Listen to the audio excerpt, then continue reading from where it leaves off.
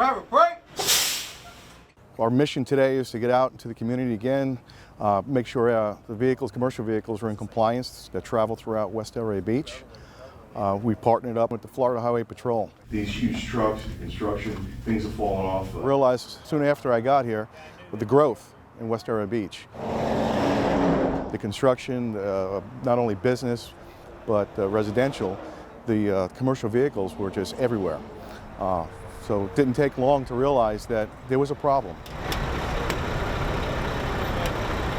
Traffic crashes reports spiked in predominantly the western part of the district.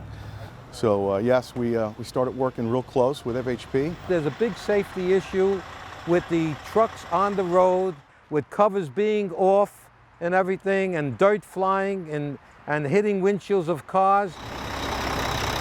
We realized in a day's time the amount of work out here was just tremendous. Dirt trucks, mud flaps being left off, riding in the left lane, signal lights not working. The words of the CMV deputy to me was, Captain, we could be busy here for months on end. Because someone's in a big truck, they take advantage, they figure they could do whatever they feel like. We need to work together to where A, the vehicles are safe, B, that we're all respectful for one another.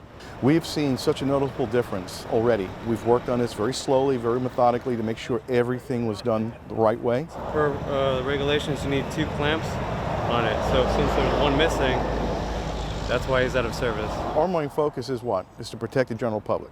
If we can do that better and cover more with both agencies working together, everybody wins. So to have these joint operations, there's no downside to this at all.